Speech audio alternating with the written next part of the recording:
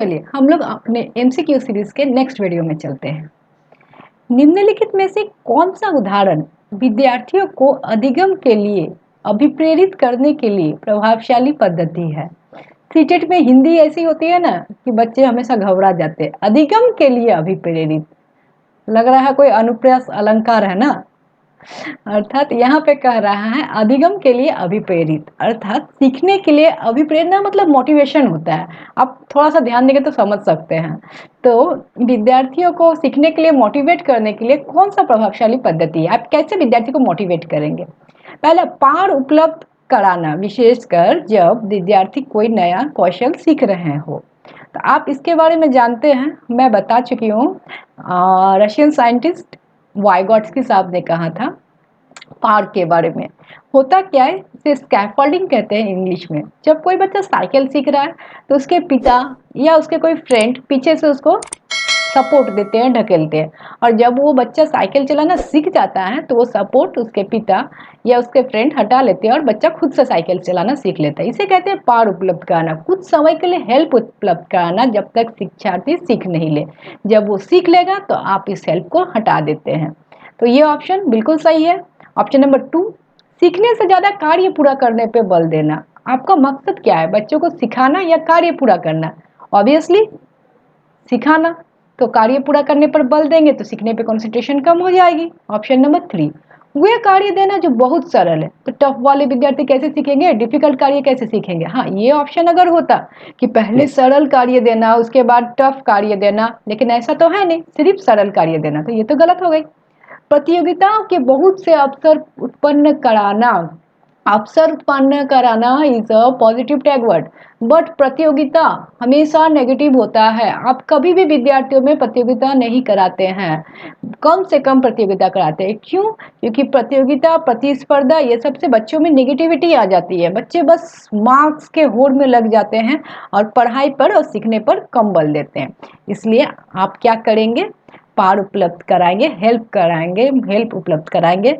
Suppose आप एक experiment करा रहे हैं तो आप वहाँ पे खड़ा होकर स्टूडेंट को हेल्प करेंगे जब तक वो एक्सपेरिमेंट खुद से नहीं कर पाता। फिर जब वो एक्सपेरिमेंट खुद से कर पा रहा है तो आप उस हेल्प को हटा लीजिए, आप हट जाइए, विद्यार्थी खुद से कर लेगा। तो ऑप्शन नंबर 1 करेक्ट आंसर है। और आते हैं हम अपने नेक्स्ट क्वेश्चन पे। बच्चों के चिंतन के विषय में निम्नलिखित में कौन सा कथन सही नहीं है? नहीं वाले सीटीटी में बहुत से क्वेश्चन आते हैं, तो नहीं पर क्या करना है, गोल कर लेना है या ऐसे करके अंडरलाइन कर देना है। तो विद्यार्थियों के चिंतन के विषय में निम्नलिखित में से कौन सा ऑप्शन सही नहीं है? बच्चे अपने आसपास की विविध घटनाओं के बारे में स्वयं अपने सिद्धांतों की रचना करते हैं। जी जरूर, आप देखे होंगे, आप अगर क्लास में किसी एक विद्यार्थी को डांटते हैं या मारते हैं तो दूसरा विद्यार्थी उस काम को नहीं करता है, वो समझ जाता है कि ये गलत काम है, तो वो सिद्धांत खुद से रचना कर लिया। आपसे तो पूछा नहीं कि मैं भी यही गलती रिपीट करूँ या नहीं। तो ऑप्शन नंबर 1 सही है। ऑप्शन नंबर 2, बच्चे प्रत्ययों का स्वयं नहीं सोच सकते। क्यों भाई, बच्चे भी उतना ही सोचते जितना हम सोचते हैं। हाँ, सोचने की क्वालिटी अलग होती है, क्योंकि आपके पास ज़्यादा अनुभव है और बच्चे के पास कम। हो सकता है क्वालिटी अलग हो, गुण अलग हो, लेकिन क्वांटिटी, मात्रा उतना ही होता है जितना आप सोच सकते हैं, उतना ही वो भी सोच सकता है। ऑप्शन नंबर 3, बच्चे अपने आसपास की विविध घटनाओं के बारे में सक्रियता पूर्वक सोचते हैं। हाँ, बहुत अच्छी बात है, सक्रियता पूर्वक सोचते हैं। और छानबीन में लालसा होती है। हाँ, लालसा होती है, स्कूल में कोई चीज़ देखे उसे नहीं समझ में आया तो घर में आकर माँ से पूछता, माँ मैंने स्कूल में ऐसा देखा, ऐसा भी होता है क्या? तो वो जानना चाहता है, अन्वेषण करता है, इसीलिए तो पूछता है। ऑप्शन नंबर 4, बच्चे आसपास की वस्तुओं को जानने के लिए जन्मजात जिज्ञासु होते हैं। बच्चा जन्म से ही आसपास के वस्तुओं को छू के, महसूस करके देखना शुरू कर देता है और उसके बारे में जानने की कोशिश करता है। जन्म से ही जिज्ञासु होते हैं। तो ऑप्शन नंबर 4 भी सही है। 1, 3, 4 और 4 तीनों सही है। अब बात है सही कौन सा नहीं है। तो ऑप्शन नंबर 2 सही नहीं है कि बच्चे सोच नहीं सकते हैं। बच्चे सोचते हैं, बहुत अच्छे से सोचते हैं। आप जितना सोचते हैं वो भी उतना ही सोच सकते हैं।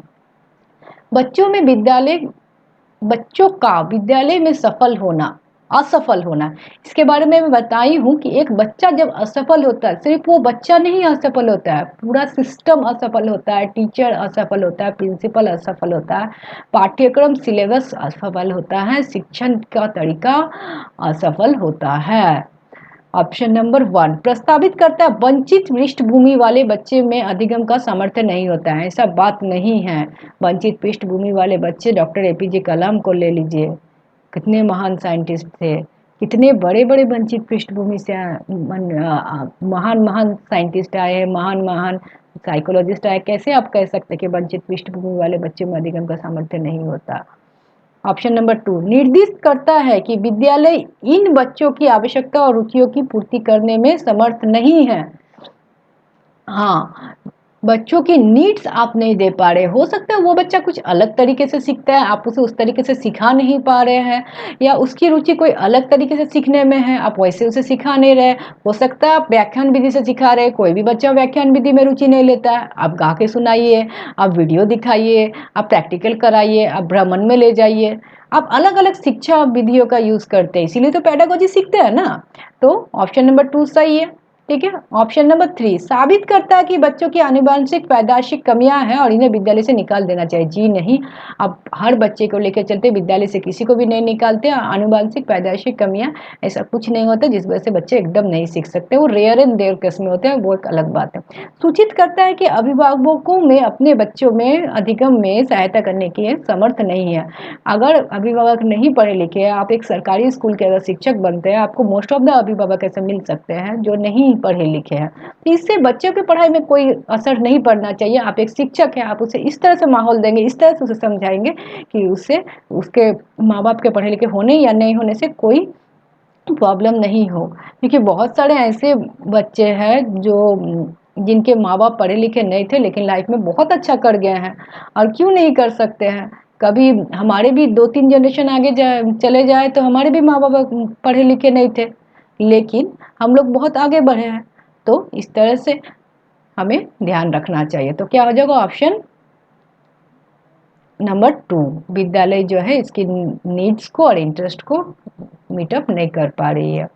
समूह में एक दूसरे को पढ़ाने और सहायता करने से, ग्रुप में बच्चे एक दूसरे को पढ़ा रहे हैं या समूह सहायता कर रहे हैं, हेल्प कर रहे हैं, तो इससे क्या होगा? बच्चे स्वयं का चिंतन प्रक्रिया पर आक्षेप करते हैं। जी हाँ, मैंने सीटीटी जब क्वालिफाई किया था, मेरे दोनों पेपर में 30 और 29 मार्क्स थे सीटीपी में, लेकिन उस समय जो मैंने पढ़ा था और अभी पढ़ाने के लिए जो पढ़े उसमें ज़्यादा अंतर है। जब पढ़ाने के लिए कोई पढ़ता है, पढ़ाने लगता है, तो उसे पता चलता है मेरी कमी कहाँ है, मैं कहाँ अटक रहा हूँ। क्योंकि वहाँ तो मैं सही आंसर को लगा रही हूँ, यहाँ मुझे डील करके समझाना पड़ रहा है कि ये गलत है तो आखिर क्यों गलत है। इसके लिए मुझे डीप में जाना पड़ता है। तो जब आप किसी को पढ़ाते हैं तो आप बहुत अच्छे से पढ़ाते हैं और आपके संज्ञानात्मक लेवल बहुत अच्छा हो जाता है।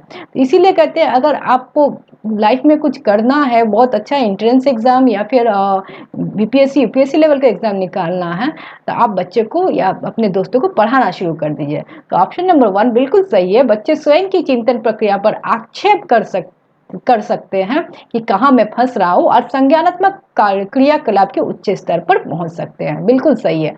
ऑप्शन नंबर 2 बच्चे में भ्रांति उत्पन्न हो सकती है।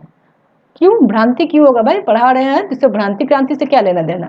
बच्चों का ध्यान भंग हो सकता है। बच्चा मेडिटेशन कर रहा है क्या? पुराने जमाने में जैसे साधु लोग जाप करते थे, ऐसा तो नहीं कर रहा है। ऑप्शन नंबर 4 प्रतिस्पर्धात्मक प्रवृत्ति उत्पन्न होगी। क्यों भाई प्रतिस्पर्धा क्यों होगी? एक दूसरे को जब पढ़ा रहे, हेल्प कर रहे, तुम्हें ये नहीं समझ में आ रहा है मैं बता रही हूँ, मुझे ये नहीं समझ में आ रहा है तुम बताओ, तो बच्चों में तो कोऑपरेशन आ रहा है, सहायता का भाव आ रहा है, इसमें प्रतिस्पर्धा तो आ नहीं रही है। तो ऑप्शन नंबर 1 बिल्कुल सही आंसर है। चलते हैं हमारे नेक्स्ट क्वेश्चन में। एक डैश कक्षा में अध्यापिका अपनी शिक्षा शास्त्र व आकलन की विधियों की विद्यार्थियों की व्यक्तिगत जरूरतों के अनुसार परिवर्तित करती है। कैसी कक्षा में? देखिए, अध्यापक केंद्रित कक्षा अब नहीं होती है। पहले होती थी, अध्यापक कहता था उठो तो उठो, बैठो तो बैठो, बच्चा समझे या नहीं समझे वो पूछ नहीं सकता था। पाठ्य पुस्तक केंद्रित कक्षा, पाठ्य पुस्तक को केंद्र में क्यों रखे? सीखना है विद्यार्थी को, पाठ्य पुस्तक को सीखना थोड़ा ही है, वो तो सीख के बैठा हुआ है। व्यवहारवादी प्रैक्टिकल कक्षा ठीक है, लेकिन प्रैक्टिकल कक्षा कहाँ तक आप कराइएगा? हिस्ट्री है, पॉलिटिकल साइंस, उसमें कहाँ से प्रैक्टिकल करा दीजिएगा? ये होगा प्रगतिशील कक्षा, ऐसा कक्षा जो विद्यार्थी केंद्रित हो, विद्यार्थी को सीखने में मदद करे। तो ऐसी कक्षा में शिक्षा शास्त्र आकलन की विधियों का व्यक्तिगत जरूरत के अनुसार आप परिवर्तन करते हैं। जहाँ बच्चों की जैसी जरूरत है आप उसे वैसी हेल्प कराते हैं। धन्यवाद।